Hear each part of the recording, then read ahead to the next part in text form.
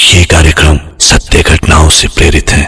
जिनके साथ ये घटनाएं घटी उसकी वास्तविकता उन्हीं तक सीमित है। भूत प्रेतों और असामान्य विषयों के होने पर चैनल कोई दावा नहीं करता और न ही प्रोत्साहन करता है।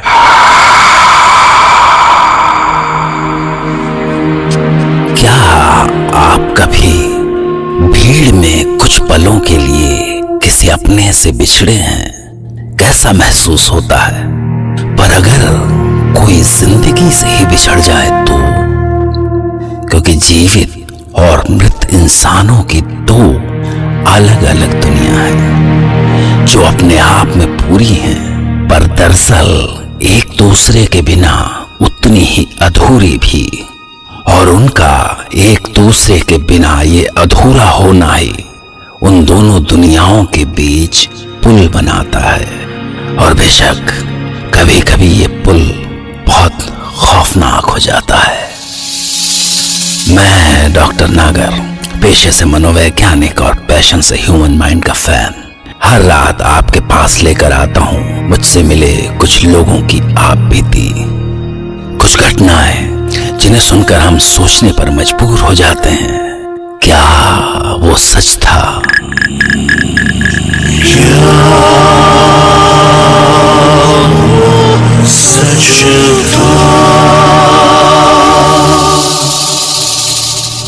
आज हमारे साथ हैं लखनऊ के सौरभ सिन्हा और वो सुनाएंगे अपने साथ घटी एक सच्ची घटना जब वो बड़ी मुश्किल से एक छोटी सी बच्ची की प्रेतात्मा से छुटकारा पा सके। शायद। मैं सौरभ सिन्हा, मेरी लखनऊ में जॉब लगी और वहीं अपनी कलीग रेनू से प्यार हो गया और शादी भी। पर हम 7 साल में किराए का घर बदल बदल के परेशान हो गए थे, सो हमने लोन करा के एक सुंदर सा 2 बेडरूम हॉल का फ्लैट खरीद लिया। ये हमारे सपनों का घर था जहां सब कुछ बहुत अच्छा था, सिवाय एक पगली के जो सोसाइटी के एंट्रेंस पे हमेशा बैठी रहती थी। अरे तू यहाँ हो? यहाँ आवा न लाडो, हमार लाडो, हमारे पास आजा बेटिया। लाडो आजा, गोदी में आजा हमार। ए लाडो आना हमार पास। लाडो काहे अम्मा को सतावत है? लाडो आना बिटिया। लाडो वो हमेशा यही एक रट लगाए रहती थी। बिल्डिंग के दूसरे लोगों की तरह हम भी कभी कभी खाना डाल दिया करते थे उसके सामने। पर जो भी हो, नए घर में बहुत अच्छा लग रहा था हमें। सुनो रेनू, एक अच्छा सा सोफा देखा है मैंने, क्या कहती हो? सोबू, तुम भी ना जितने पैसे जमा किए थे डाउन पेमेंट में लग गए। कहाँ से आएगा तुम्हारा सोफा? अरे EMIs में मिल जाएगा यार। पर सोबू, पिंकी के बोर्डिंग की फीस भी तो जमा करनी है ना। बस ऐसे ही छोटी छोटी खींचतान में बहुत प्यारी लाइफ चल रही थी हमारी। लेकिन एक दिन रेनू मुझसे बोली, सोबू मैं कुछ कहूँ तो तुम डांटोगे तो नहीं ना? अरे नहीं, बोलना। क्या मैं तुझे हमेशा डांटता रहता हूँ? नहीं, थोड़ी अजीब सी बात है ना, इसलिए। अब बोल भी दे यार। एक्चुअली मुझे ना रात में किसी बच्चे की रोने की आवाज सुनाई देती है। क्या बोल रही हो? अरे यार, तुम औरतों का इंट्यूशन भी ना। हमारी बच्ची को कोई तकलीफ नहीं है हॉस्टल में, बेस्ट बोर्डिंग स्कूल में है वो। नहीं यार सोबू, मैं क्या पिंकी की आवाज पहचानती नहीं हूँ क्या? ट्रस्ट मी, वो किसी और बच्ची की आवाज थी। तो क्या शादी से पहले की भी कोई बेटी है क्या तेरी? है? तुम्हारी तो। अरे रुको, कहाँ भाग के जाओगे? अरे छोड़ो, अरे मजाक कर रहा था भाई। रुको। अरे दिल पर अरे लग गई। मैंने हंसी में टाल दिया, बात आई गई हो गई। लेकिन एक रात अचानक मेरी नींद खुली तो मुझे भी वही रोने की आवाज सुनाई दी।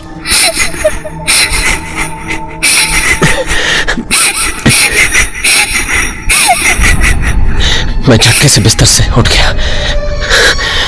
मैंने रेनू को डिस्टर्ब नहीं किया, चुपचाप उठ के दरवाजा खोला और बाहर बाहर गैलरी में इधर उधर देखा। ये आवाज कहां से आ रही है, पर कहीं कुछ नहीं मिला, तो वापस लौट आया। पर तभी लगा कि यह आवाज तो बाहर हल्की थी, जबकि यहाँ घर के अंदर ज्यादा साफ सुनाई दे रही थी।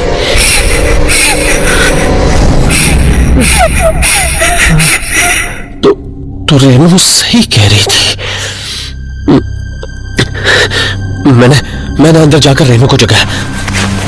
रेनू उठो, रेनू। क्या सोबू, सोने दो ना, कल सुबह ऑफिस जाना है। रेनू देख, सुन, वही आवाज आ रही है। कौन सी? हाँ, तुम्हें भी सुनाई दी? हाँ। यही तो मैं कह रही थी, कहाँ से आती होगी ये आवाज सोबू? तुम डरना मत। एक बात बताऊं? क्या? मैंने बाहर जाकर हर जगह देख लिया, पर ये आवाज शायद हमारे घर से ही आ रही है। नहीं नहीं नहीं, ऐसे मत बोलो सोबू। नहीं रेनू, मैंने कहा था ना, डरना मत। पर हमारे घर में ही क्यों सोबू? कौन है वो? क्या चाहती है? उस दिन तो कुछ देर में वो आवाज आनी बंद हो गई, पर एक रात जब हम डिनर कर रहे थे। ये क्या, और लो ना। नहीं यार, बस बहुत हो गया। अरे हाथ हटाओ। अरे बस बहुत हो गया, पेट भर चुका है। ये क्या हुआ सोबू? क्या हुआ? अरे बोलो ना, क्या हुआ? वो देखो वहां, जैसे कोई सोफे पे बैठा है। वो अभी आया। हाँ, लग रहा है जैसे कोई बच्चा लेटा हो। उस छोटी सी बच्ची के लेटने के निशान है उस पर। कौन है वो सोबू? अब तो हमारे घर में हमारे सामने घूमती है। मुझे नहीं रहना इस घर में। स्टॉप यार, कहाँ जाएंगे हम? और इस घर का क्या करेंगे? रेनू, हमारी हालत ऐसी नहीं है कि हम दूसरा घर किराए पे भी ले पाए। समझने की कोशिश करो रेनू। फिर एक संडे को मैं ऐसे ही बालकनी में बैठा हुआ था। सर्दियों की धूप अच्छी लग रही थी कि तभी शायद मुझे झपकी आ गई होगी, या पता नहीं, मेरी आंखों के सामने जैसे कोई बच्ची दिखी। सांवली सी, गंदी सी, बदन पे कोई कपड़े नहीं, सिर्फ कमर पे बंधे काले धागे में लटकता हुआ चांदी का छोटा सा घुंघरू।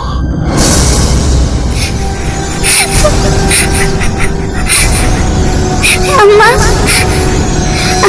अम्मा, अम्मा, अम्मा। सोबू, क्या हुआ सोबू?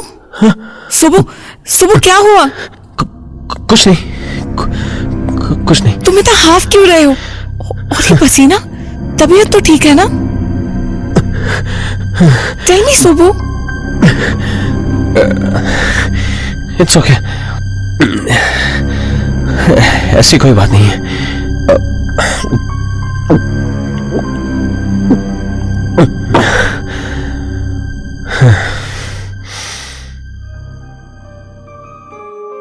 रेनू बहुत डर गई थी, इसलिए मैंने उसे ये बात नहीं बताई। पर इसके बाद तो मुझे वो सपना यहां वहां बैठते बैठते हर जगह दिखने लगा। मतलब कभी भी, खुली आंखों से भी। घर की आबोहवा ऐसी भारी हो गई थी कि कभी कभी तो सांस लेना भी मुश्किल हो जाता था। और ये सब एक छोटी सी बच्ची कर रही थी। पर मैं करता भी क्या। फिर एक दिन ओझा भी बुलवाया।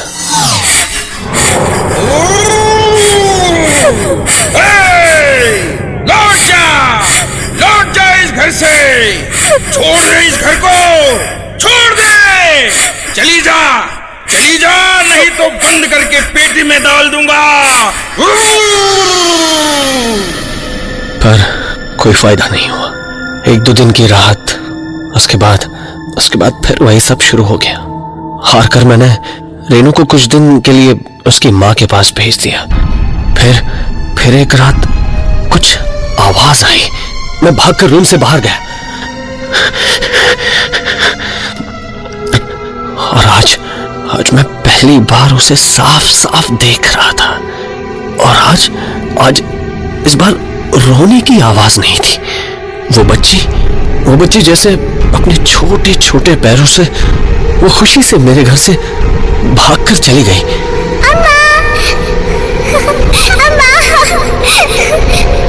मैं भी उठकर तेजी से बाहर की ओर लपका, पर मैंने बाहर जो देखा था वो देखकर यकीन नहीं हुआ। वो पगली औरत गैलरी के एक कोने में अपने हाथ फैलाए उस छोटी सी बच्ची को बुला रही थी। यहाँ आओ हमारी लाडो बिटिया, अम्मा के पास आओ। मेरी प्यारी बिटिया, लाडो बिटिया, आजा अम्मा के पास। मेरी प्यारी बिटिया। और वो बच्ची भागती हुई गई और उसकी गोद में समा गई। ये कोई सपना तो नहीं था। वो पगली एक जिंदा औरत उस बच्ची को गोद में कैसे उठा सकती थी? लाडो बिटिया, मेरी प्यारी बिटिया। और फिर वो सीढ़ियों से सीधी ऊपर चली गई। जाने क्यों, पर उस रात मुझे बहुत चैन की नींद आई। बहुत दिनों बाद मैं चैन से सोया। और जब मैं सुबह उठा तो नीचे से लोगों की आवाजें आ रही थी। मैं नीचे उतरा और उस भीड़ के बीच रास्ता बनाकर आगे बढ़ा तो सामने वो पगली औरत पड़ी थी, बिल्कुल शांत।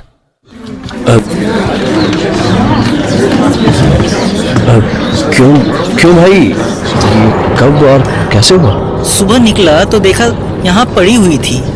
रात में शायद ठंड में मर गई होगी। ये सब जो मैंने देखा था सुबह और रात को, उससे मेरा दिमाग चकरा गया था। पर शाम को मेरी पास की ही ए ब्लॉक की बिल्डिंग में एक बुजुर्ग से बात हुई। वो बहुत वक्त से वहां रहते थे। कौन थी ये पगली, जानते हैं आप? मजदूर थी। जब यहाँ काम चल रहा था CD और E ब्लॉक का, तो बहुत सारे बिलासपुरी लेबर काम कर रहे थे इस साइट पे।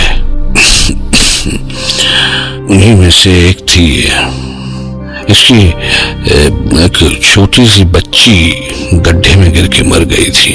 अरे कैसे हुआ था ये? अपनी ही माँ के आंखों के सामने।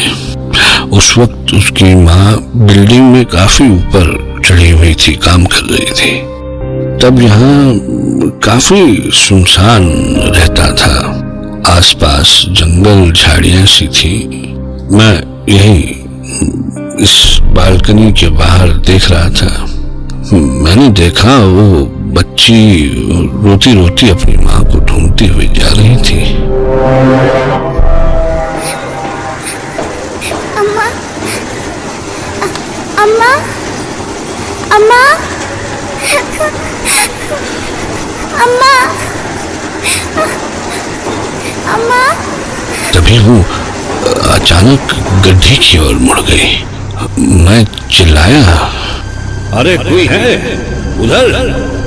अरे वो बच्ची गिर जाएगी। पर दूसरी ओर चूंकि काम चल रहा था कंस्ट्रक्शन का, तो किसी को मेरी आवाज सुनाई भी नहीं दी। पता नहीं क्यों, पर वो एकदम से गड्ढे के पास आ गई। मुझे समझ में नहीं आया कि मैं क्या करूं क्या ना करूं। मैं एक बार फिर से चिल्लाया, अरे रुक जाओ, रुको। पर वो तो बढ़ती ही जा रही थी। अम्मा।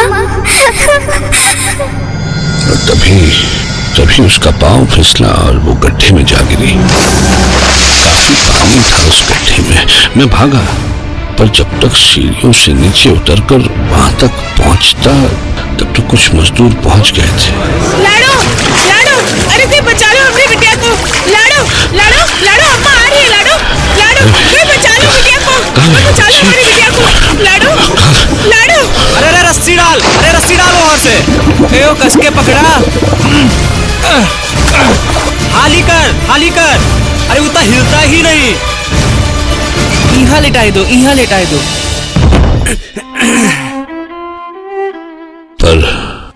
तक उस बच्ची को निकाला तब तक वो बच्ची मर चुकी थी। हाय रे लाडो, मेरी बिटिया, मेरी लाडो बिटिया, कोई नहीं बचाया उससे। लाडो, लाडो बिटिया। और आखिरकार उस पगली को उसकी बच्ची लाडो मिल ही गई। पर सच मानिए, अभी भी ठीक से यकीन नहीं होता कि क्या वो सच था।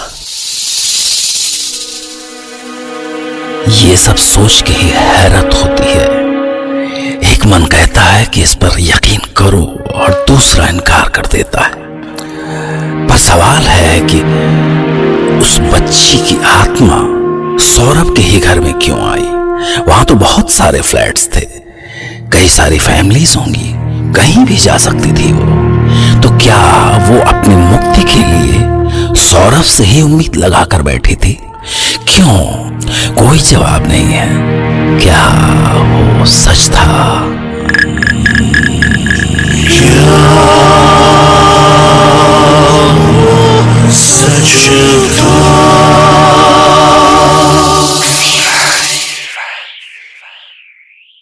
सब्सक्राइब कीजिए हमारे YouTube चैनल डिंग डंग डोंग को ऐसे ही मजेदार किस्से और कहानियाँ सुनने के लिए, और कमेंट करके बताएं ये वीडियो आपको कैसा लगा। अगर अच्छा लगा हो तो प्लीज एक लाइक कर दीजिए और शेयर कीजिए अपने दोस्तों के साथ।